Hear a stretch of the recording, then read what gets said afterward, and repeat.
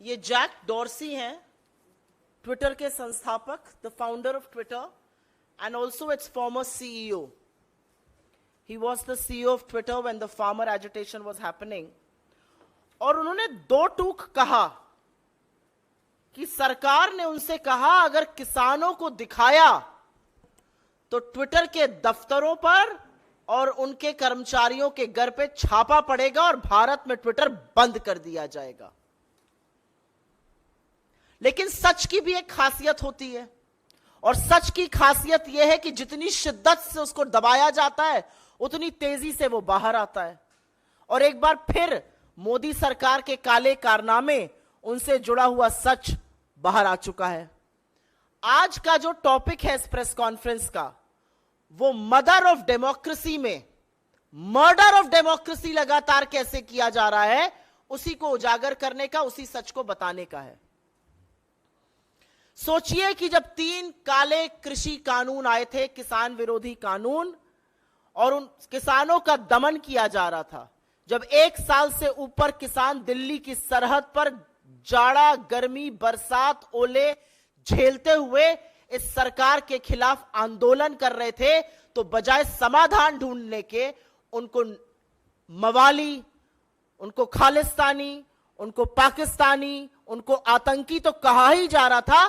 साथ में ट्विटर जैसे प्लेटफॉर्म्स को यह भी बोला जा रहा था कि अगर उनको दिखाया तो आपका भारत में बोरिया बिस्तर हम बंद कर देंगे और आप पर छापे मारे जाएंगे. और याद रखिएगा, अपने घमंड और अहंकार में चूर्ण इस देश का डरपोक तानाशाह प्रधानमंत्री तब तक चुप रहा जब तक 700 से ज्यादा किसानों की शहादत नहीं हो गई. और चुनावी नफा नुकसान देखते हुए 3 काले कृषि कानून वापस लिए. लेकिन यह सच है कि जब इस देश का अन्नदाता अपने हक की लड़ाई लड़ रहा था, तो इस देश के प्रधानमंत्री उनका दमन कर रहे थे, उनकी आवाज को दबाने की कोशिश कर रहे थे. और आपको याद दिला दूं, यह मई 2021 की बात है. किसान आंदोलन चल रहा था, अपनी चरम सीमा पर था, और तब बीजेपी की फेक न्यूज फैक्ट्री, जो कि सही नाम है बीजेपी की आईटी सेल का, उनके कुछ बददिमाग प्रवक्ताओं और सांसदों ने एक मनगढ़ंत फर्जी ट्वीट किया था, कोई तथाकथित टूल किट को लेकर. उनका कहना था कि कांग्रेस इस टूल किट का इस्तेमाल कर रही है. और आपको याद होना चाहिए कि उसको मैनिपुलेटेड मीडिया, मतलब भ्रामक मीडिया कहकर टैग किया गया था. और आज वो असलियत सामने आ रही है कि उसके बाद क्या हुआ था. उसको भ्रामक मीडिया कहकर टैग किया गया था, और 24 मई 2021 को ट्विटर के ऑफिसेस पर छापा पड़ा, ट्विटर के एम्प्लॉइज के घर पर छापा पड़ा. और ये अब समझ में आता है कि किसान आंदोलन को दबाने के लिए किया गया था. मैं आपके साथ एक और डेटा साझा करूंगी, लेकिन उसके पहले एक ही सवाल है कि इस देश का प्रधानमंत्री इतना कायर, इतना डरपोक क्यों है? इस देश की सरकार, 140 करोड़ लोगों के इस देश की सरकार 21 साल की एक क्लाइमेट एक्टिविस्ट से डरती है, पॉप सिंगर रिहाना से डरती है, वो छोटी सी बच्ची ग्रेटा थनबर्ग से डरती है. इस देश की सरकार मीडिया से, खासतौर से उस मीडिया से जो सवाल पूछता है, इतना डरती है कि एक लंबी फेहरिस्त है मेरे सामने, जिसमें मैं लगातार बता सकती हूं कि किन किन लोगों पर सीबीआई की, ईडी की, इनकम टैक्स की रेड हुई, क्योंकि वो सच दिखा रहे थे. अब चाहे वो भास्कर हो जो कोरोना काल का सच दिखा रहा था, चाहे वो न्यूज क्लिक हो, चाहे वो न्यूज लॉन्ड्री हो, चाहे वो भारत समाचार हो, चाहे वो वायर हो, चाहे वो क्विंट हो, चाहे वो प्रणॉय रॉय हो, चाहे वो तमाम ऐसे लोग जिन्होंने सच दिखाने की और सवाल पूछने की हिम्मत दिखाई, उनको रेड किया गया और ये चुप कराने की साजिशें रची गई. लेकिन क्योंकि हम ट्विटर की बात कर रहे हैं, आपके सामने एक आंकड़ा है और इसको भी मैं साझा कर दूंगी आपके साथ. आपको याद होगा, अगस्त 2021 राहुल गांधी जी का अकाउंट ट्विटर ने ब्लॉक किया था. उनका कहना था उनकी किसी गाइडलाइन का उल्लंघन हुआ है, जबकि चेहरा विक्टिम का नहीं, विक्टिम की फैमिली का था। लेकिन बहरहाल अगस्त 2021 में राहुल गांधी जी का ट्विटर हैंडल ब्लॉक किया जाता है और अगले 6 महीने तक उनका ट्विटर ग्रोथ, उनकी सब्सक्राइबर ग्रोथ, उनकी फॉलोवर ग्रोथ बिल्कुल नगण्य हो जाती है। और जब फरवरी 2022 में वॉल स्ट्रीट जर्नल यह खबर चलाने वाली है कि ट्विटर ने राहुल गांधी जी के अकाउंट को ब्लॉक किया है और उनकी सब्सक्राइबर ग्रोथ ब्लॉक हो गई है और ट्विटर को चिट्ठी लिखी जाती है, तुरंत ये जो शैडो बैन था ये हट जाता है और लगातार उसके बाद सब्सक्राइबर में ग्रोथ आ जाती है। तो मैं आज ये क्यों ना कहूं कि ट्विटर ने ये ब्लॉकिंग, ट्विटर ने ये शैडो ब्लॉकिंग, सब्सक्राइबर ग्रोथ पर ब्लॉक करना सरकार के कहने पर किया था। और ये जो 6 महीने का बैन था ये सरकार के दबाव में आकर किया गया था, जिससे विपक्ष की सबसे मजबूत आवाज को भी ट्विटर जैसे प्लेटफॉर्म पर ब्लॉक किया जाए। और ये कहानी सिर्फ ट्विटर तक सीमित नहीं है। हम सबको पता है कौन से पेज डिलीट होते हैं, हम सबको पता है किसके पोस्ट डिलीट कराए जाते हैं, फेसबुक से, यूट्यूब पर किसको रिस्ट्रिक्शन करा जाता है, ये सर्वविदित है। लेकिन ट्विटर का एक फाउंडिंग सीईओ, फॉर्मर सीईओ अगर ये कह रहा है कि सरकार ने इस कदर दबाव बनाया था कि अगर किसानों को दिखाया गया तो आपके घरों पर छापे पड़ेंगे, ये असलियत है 56 इंच की छाती की। और 56 इंच की छाती डरती इतना ज्यादा है, कुछ एग्जाम्पल्स तो मैंने आपको दिखा दिए, लेकिन वो डरते इतना ज्यादा है कि कोई सवाल पूछ ले तो नौकरी खाने पर आमादा है। अभी थोड़े दिनों पहले अमेठी में सबने देखा, स्मृति ईरानी जी जा रही थी, पत्रकार ने सवाल पूछने की हिम्मत दिखाई, 12 घंटे से अंदर में पत्रकार की नौकरी खा ली। बड़ा संतोष आया होगा, बड़ी संतुष्टि आई होगी। नौकरी एक बना नहीं सकते लेकिन खाने में सबसे आगे रहते हैं। और डरते इस कदर हैं कि विपक्ष की सबसे मजबूत आवाज जो 4000 किलोमीटर पैदल चलकर इनकी कलई खोलने लगती है, संसद में इनका पर्दाफाश करती है, उसको षड्यंत्र रच के संसद से निकालने का काम किया जाता है। और हां, मैं राहुल गांधी की बात कर रही हूं। लेकिन ये जो तथ्य सामने आ रहे हैं ये वाकई में भयावह हैं, ये डरावने हैं और ये दिखाते हैं कि किस तरह से लोकतंत्र में हर उस आवाज का दमन किया जाएगा जो थोड़ी सी, जरा सी भी हिम्मत दिखाएगा। और क्यों डरते हैं मोदी जी? क्यों डरता है इस देश का प्रधानमंत्री? इस देश का प्रधानमंत्री इसलिए डरता है क्योंकि करोड़ों रुपए खर्चा कर कर एक रंगी पुती छवि बनाई गई है और जब ऐसे सच सामने आते हैं तो वो छवि ध्वस्त हो जाती है और बेनकाब हो जाता है कायर तानाशाह। मैं मोदी जी की जो कायरता है उस पर 2 बात जरूर बोलूंगी, क्योंकि जब भी आप इनको सच का सामना कराइए, जब भी आप इनको आईना दिखाइए, तो अंतरराष्ट्रीय साजिश का एक बहाना बनाया जाता है। और जैसा कि हमेशा होता है, सरकार की ओर से एक बेसिर पैर का ट्विटर ने फलाने कानून का उल्लंघन किया। किस कानून का उल्लंघन किया किसी को नहीं पता है। हां, एक कानून का उल्लंघन किया, शायद चरण वंदन पे थोड़ी कमी कर दी होगी, यह कानून का उल्लंघन था। सरकार की ओर से और खासतौर से भाजपा के प्रवक्ताओं की ओर से, भाजपा के सांसदों और मंत्री की ओर से जबरदस्त ट्वीट्स आने शुरू हो गए। पर मुझे लगता है कि यह स्क्रिप्ट भी जो है वो उबाऊ हो चुकी है और तानाशाह का असली चेहरा सामने आ गया। सॉरी,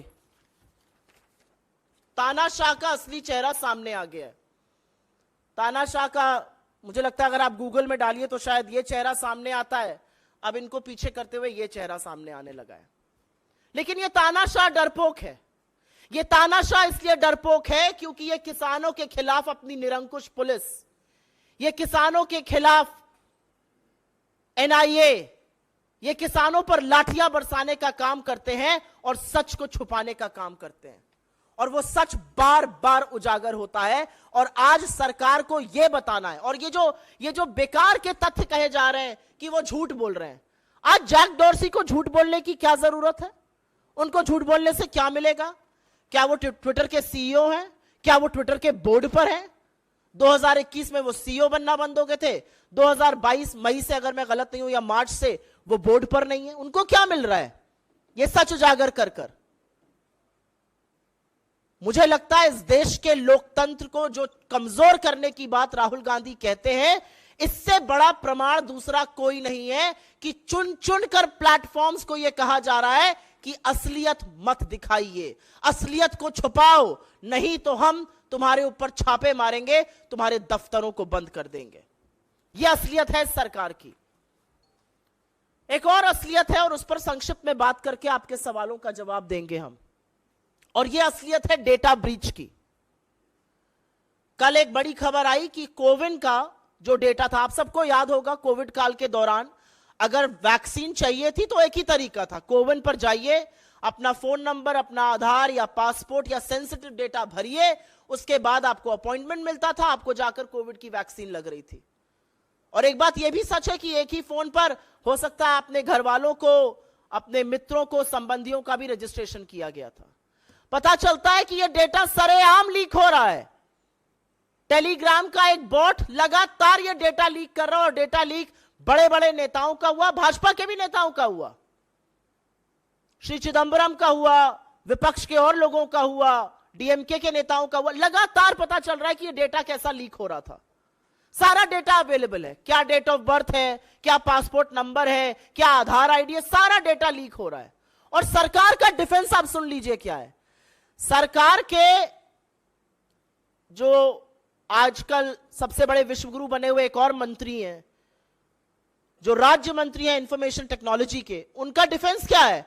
नहीं नहीं, ये कोविन डेटा लीक नहीं है, ये कोई पहले का डेटा कोविन का लीक हुआ था, उसका ब्रीच हुआ था, वहां से आ रहा है। तो हमारे कुछ सवाल हैं इस पर।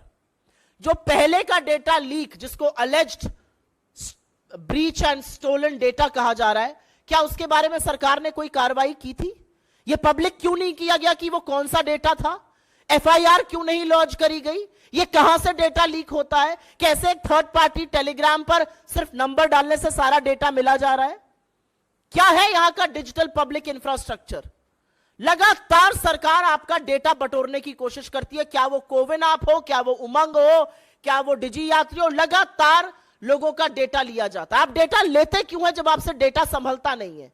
यह पहली बार तो उल्लंघन है नहीं। और एक बात यह भी सच है कि 2017 में इस देश के उच्चतम न्यायालय ने, इस देश के सबसे बड़े न्यायालय ने डेटा को राइट टू प्राइवेसी बताया था। उस राइट टू प्राइवेसी का क्या हो रहा है? सरकार ने कमेटी बना दी, सरकार ने कंसल्टेशन किया, अब फिर से पूरा कालचक्र शुरू हो रहा है डेटा के कानून का।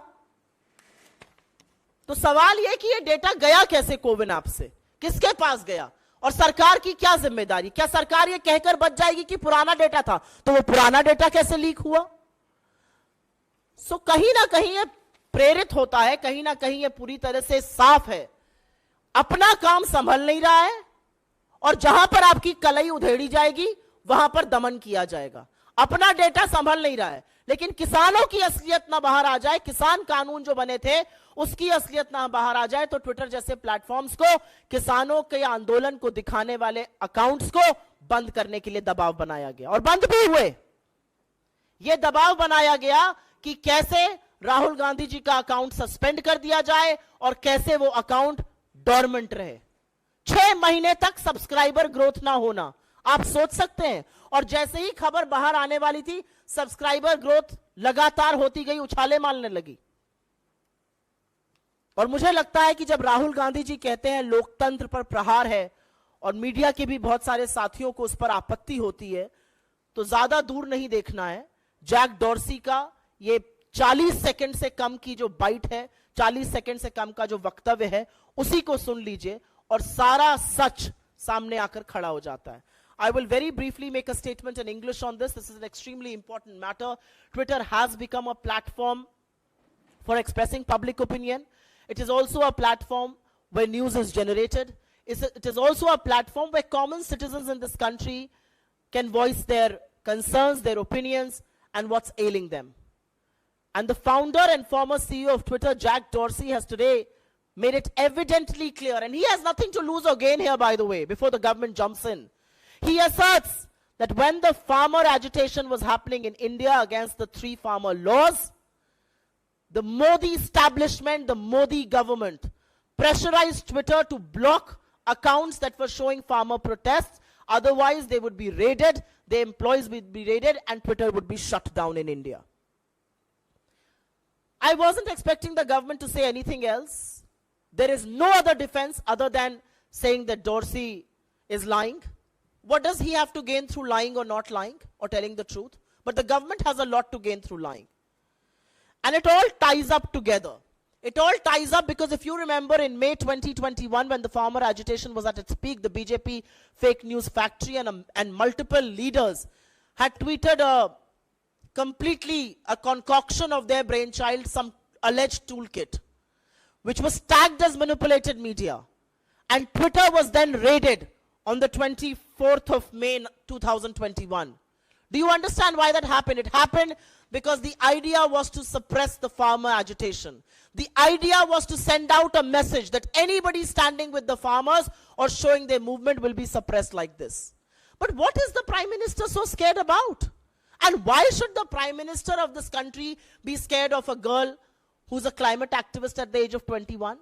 Why should the Prime Minister squirm at the sight of Rihanna or at a statement made by Greta Thunberg or any voice that comes in from alternate media, whether it's NewsClick or Wire or News Laundry or the Quint or any such agency or the Dainik Bhaskar or the Bharat Samachar, anybody exposing the government and asking uncomfortable questions will be raided, will be humiliated, and will be pressurized into submission.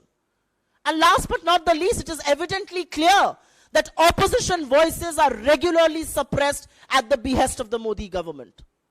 If you remember, in August 2021, the Twitter account of Shri Rahul Gandhi ji was blocked. And from August 2021 to February 2022, for a period of 6 months, there was no subscriber growth in his account. It was only when the Wall Street Journal wrote to Twitter that they were going to do a story about the account suspension and the dormancy in growth of subscribers, is suddenly when that shadow ban was lifted and his subscribers saw multiple times more growth. Why should I not say today that this happened at the behest of the Modi government? Why should I not say that the Modi government got this done? And they also hashed a conspiracy because Mr. Gandhi, after walking 4,000 kilometers in this country, was showing the government a mirror. They hashed a conspiracy to oust him from parliament. But this manipulation of social media platforms or media at large is what ails Indian democracy. The mother of democracy is seeing a murder of democracy in broad daylight, and people are being coaxed into submission. And that is what weakening of democracy is. I will also very briefly speak about the data breach that has happened in CoWIN. The most feeble response from the government was, but the most bizarre, which has actually opened up Pandora's box. The Minister of State for Technology and Information and Technology and Electronics has come on record to say that this breach is to a previous data breach and stolen data. Telegram bots are giving out sensitive information because you had registered sensitive information on the CoWIN app. Data for Mr. Chidambaram, for Ms. Kanimori, for KTR, for various opposition leaders, Derek O'Brien, everybody's data has been found online. And guess what? The data of R.S. Sharma, who vouched for the safety of the CoWIN app, is also found there along with his passport number. And the government's defense is that this is a previous breach. Did you report the previous breach? When did the previous breach happen? Do we know who's using this data? What is this being used for? How did a third party get access to this? Each time you lie, you open a Pandora's box. So the reality is that you cannot keep the data of crores of Indians safe, but you want to point fingers, you want to coax platforms into submission because they show you the truth. But the reality also is that all platforms, each and every platform of this country available to us will be used to show you the mirror of exposing you, of telling the truth. And come what may. We are willing to pay any price for this. But what has happened is that 140 crore Indians today feel embarrassed, today feel ashamed that an elected government, a prime minister so rattled by the truth, tells a social media platform to not show the farmer agitation. एक दो नहीं 700 से ज्यादा किसानों की शहादत हुई है. और अगर सतपाल मलिक की माने तो उन्होंने मोदी जी से कहा यह बंद करवाइए, और उन्होंने पलट के कहा मुझे क्या फर्क पड़ता है, मेरे लिए थोड़े ही मर रहे हैं। आपने किसानों को जाड़ा, गर्मी, बरसात, ओले के बीच में मरने के लिए छोड़ दिया। 700 से ज्यादा किसानों का खून आपके मत्थे है, और आप पलट के ट्विटर को बोल रहे हैं कि इनको मत दिखाओ, और अगर दिखाया तो हम आप